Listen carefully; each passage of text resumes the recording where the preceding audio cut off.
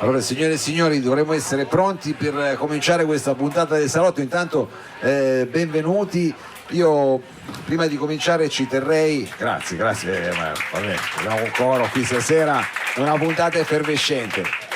Perdonatemi, però io volevo all'inizio ricordare una persona per me importante anche per la città, che è mancata in questi giorni. Sto parlando di Giorgio Olmoti, un grande scrittore, un grande intellettuale, grazie, e per me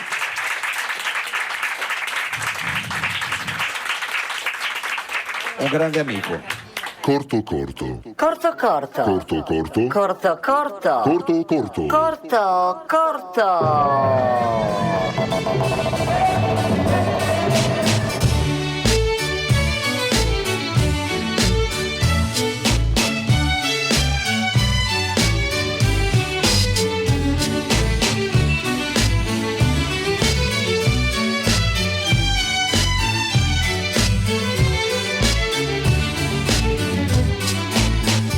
Salotto di Mao.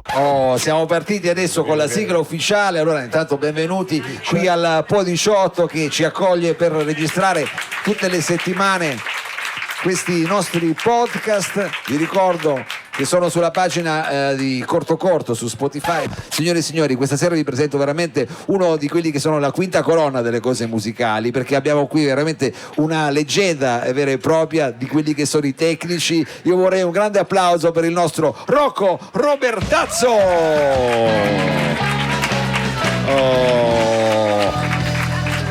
Sì.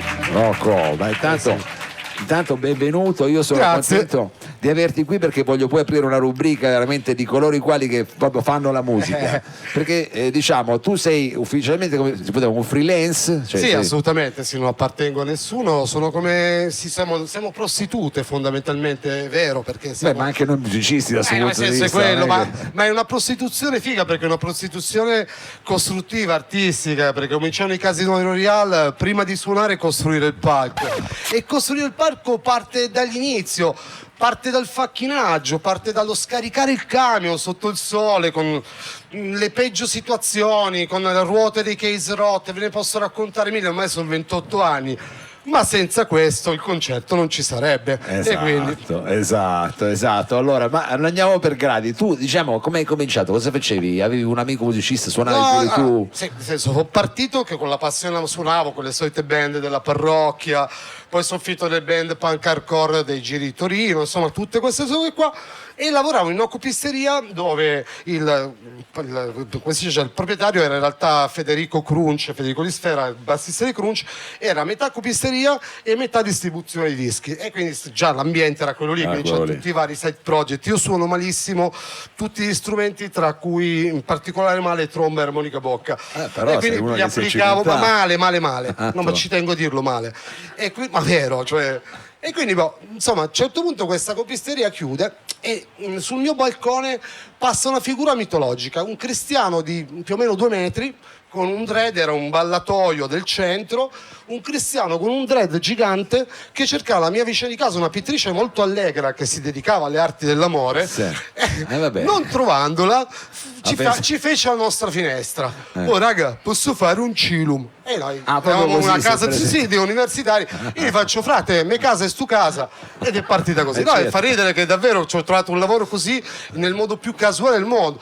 Entra sto cristiano e parlandoci mi fa: no, perché io lavoro qua, lavoro al Palastampa, faccio il facchino, scarico le casse. E io gli faccio: guarda, io sono dal culo, appena chiuso la copisteria mi sono diplomato, se c'è bisogno vengo volentieri. E quindi parto come facchino al Palastampa, no? Parti come facchino al Palastampa, cioè... nel 96 ormai. Era il 96. Nel 96. E da lì poi non ti sei più fermato. E da lì poi non sono più fermato, anziché farmi le canne con gli altri facchini ho iniziato a farmi le canne con i tecnici inglesi. What is this? Paf, mi sono trovato poi in tournée 3 mesi dopo e via. Come assistente fonico di palco, perché poi tu hai a che fare direttamente con gli artisti. Sì, io ho lavorato molto più sul palco, perché chiaramente il nostro settore ha vari ci sono audio, luci, video, ma tipo nell'audio ci sono personaggi che lavorano per quanto riguarda appunto la realizzazione proprio solo del PA, si chiama, cioè del montare l'impianto, cablarlo, tararlo per il fonico. Poi c'è il fonico fuori, il fonico di palco, il backliner, il personal assistant tech, cioè si divide il Certo. termine fonico è un po' vago. È molto ecco, vago. io ho preso quella linea lì, io le luci non le tocco neanche se mi dai 2000 euro, mi fa proprio schifo. No. No. Lui di Ecco, solito deve finire perché anche nei tour i luciai sono una cosa, poi diventiamo amici sulla lunga, però tendi a schifarli. Allora- Poi io siccome sono timido appunto sono rimasto sul palco, come vedi non riesco a rapportarmi con le persone. Io adesso vorrei fare, che mi dire, qualche nome, perché tu hai lavorato, che ne so, con gente come Roger Waters, Sì. cioè Roger Waters, Santana, Sì. è vero? Cosa gli vedi? Gli passavi la chitarra? Santana no, sempre assistente fonico di palco. Gli Strokes. Gli Strokes, assistente fonico di palco. E qua siamo soltanto con gli stranieri che diciamo adesso io non mi voglio avventurare, se no poi mi parli. Ha fatto un Herbie Hancock come fonico di palco, una robette così. Una cosa di sicuro te la ricordi? Sì, quella sì. E voglio dire, perché tu dal 2009 fino diciamo, alla sua All'ultima scomparsa data, sì. sei stato praticamente l'assistente. Com'era? Sono stato il personal tech, ho avuto la fortuna di essere il personal tech di Lucio Dalla. Di Lucio Dalla, sì. signori. Cioè, capito? Cioè, quindi è una roba quella ancora diversa, se posso dire, no?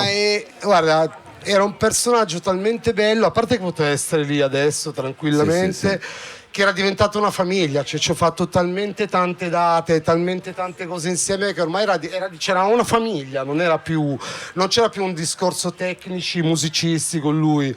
E lui tipo una cosa fighissima, ci teneva tantissimo, e questi c'erano i pro e i contro, che tutti stessimo nello stesso hotel. Ok, avete presente Lucio Dalla, no? Lucio Dalla è uno che normalmente gli danno i 7 stelle lusso che non trovate su Booking. Ecco, Rocco Robertazzo si trova in queste stanze più grosse di casa sua, quella di sua madre, suo padre e dei 2 cugini, col frigobar che la per costava 94 euro. E chiudeva off limit il frigobar. Noi facciamo ridere queste robe qua che era assurdo, tipo $100 delle robe. Una volta a un banchetto a Monte Carlo che aveva fatto una data per il principe di Monte Carlo, era là, c'è una signora tutta ben vestita, questa la racconto perché mi fa sempre ridere, anch'io quell'occasione mi accravattarono un pochettino. Vabbè, un minimo, dai. Lucio mi chiede, ma Rocco vieni che ti presento una signora. Io faccio, arrivo, Rocco, sai chi è questa? Io faccio, no, chi è? Ma sai, questa è la vecchia degli orologi. Facendo così, agitando il suo Rolex, era la signora Rolex, la vecchia questa era Lucio la vecchia degli orologi. Cioè, che poi magari la data dopo di Lucio mi trovo a fare una band punk in uno squat di Zurigo a fare il fonico, cioè passavo dai 7 stelle lusso il giorno dopo a prendere un aereo ed essere un furgone con la puzza di piedi. Per bordello. Sì, sei pronto a tutto. Cioè, è una vita veramente sinusodale, cioè nel senso, però non ne puoi fare a meno dopo un po', perché è vero che 1000 volte si è trovato in un posto sotto l'acqua a smontare bestemmiando varie religioni, dice ma che cazzo me l'ha fatto fare, ma perché non montavo caldaie, mannaggia a me? Certo, perché però stai poi 2 giorni a casa dei tour e ti inizi a mancare come il pane, inizi a fare sui cavi di casa da solo, ma infatti io stasera qui ero preoccupato perché sono assurde. Il jack col gomito, quello c'è qua, lì ti muore ogni volta che fai su un jack col gomito muore un backliner. Allora spieghiamo praticamente il problema dei jack sono dei fili, no? Il problema no, è aperto una cosa proprio fisica, il jack col gomito, questo cavo, c'è un cavo anche può Questo essere cavo questo qua. Se lo fai modello l'elettricista Frango, che va bene, se lo fai anche lì che non va bene neanche a lui, ma non col gomito, assolutamente non col gomito, perché si spacca, no? Se c'è un cavo ve lo faccio vedere, facile. Sì, è una cosa semplice. È una cosa proprio, guarda, basta fare una roba così, cioè non bisogna usare il gomito. Ci Chiaro, ho pensato a fare ma fare proprio dei corsi anche. Ma volentieri, noi anche te li una cosa fighissima sono quelli tipo, faccio adesso, con la vecchiaia sono diventato guardiapalchi, perché tu stage manager fa figo, invece sono guardiapalchi, pascono musicisti, personaggi vari. Quindi la figura del guardiapalchi, sì, perché sembra veramente di sparare. No, perché tra l'altro il guardiapalchi devi governare sia i musicisti che i tecnici come me, siccome già io sono sempre stato bestia, ci sono le bestie nuove, voglio dire, è sempre far quadrare tutto quanto, no? E soprattutto ecco, per quello che arrivo al guardiapalchi, che da guardiapalchi io intanto faccio gli eventi quelli aziendali, no? Quindi arrivo ai vari CEO di svariate ditte internazionali e si sentono la Callas che parlano così. Perché non sento, e grazie alla ceppa Bisogna stare vicini ti tieni al col microfono altezza fava e non sei la Callas, ci sono dei problemi, voglio dire. Chiaro, vaglielo a far capire.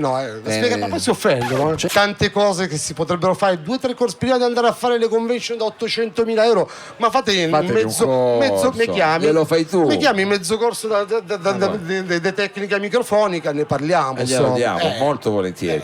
Io faccio lo stage manager malvolentieri. Piero è morto in tournée con noi con Signor da Patas nel 98, quindi oltre a Lucio che l'ho perso in tournée, prima ho perso Piero, già insomma non è che porto sfiga io, raga, è la vita, capito? Poi gli altri sono vivi, io ho fatto, Certo. cioè, a parte quelli morti naturali, cioè la Vanoni è ancora viva, cioè, posso fare un elenco, guardate di quelli che ho fatto, stanno bene, stanno cioè, tutti bene, bene. Mao è qua, ho mixato anche Mao più di una volta, Subsonica, Gazzè, Silvestri, Vasco, sono tutti vivi, quindi Caparezza, Capossela, sono tutti bene. Piero è nato appunto come appuntamento, cioè è nato da una disgrazia, poi è diventato un appuntamento. Tra l'altro quest'anno sono i 25 anni che facciamo ed è figo perché è una reunion di persone che chi lo conosceva, cioè sia rimasto uno zoccolo duro di band che lo conosceva, ci ha lavorato insieme, era un fonico, e poi pian piano si sta allargando questa realtà perché è un evento benefico proprio allo stato puro, cioè nel senso tutto quello che esce viene dato sempre per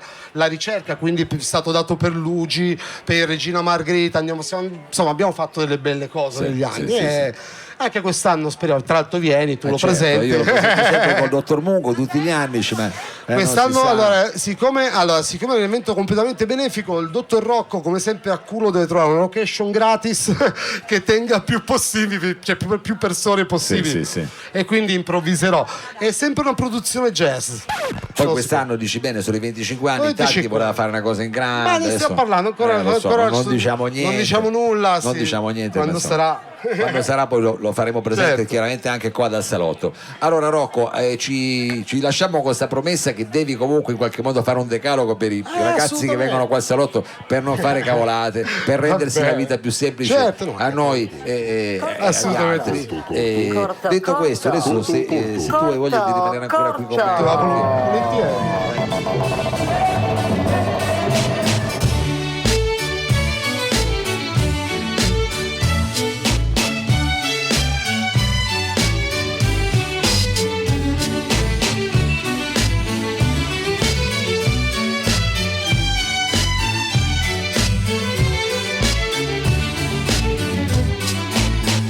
Il salotto di Mao.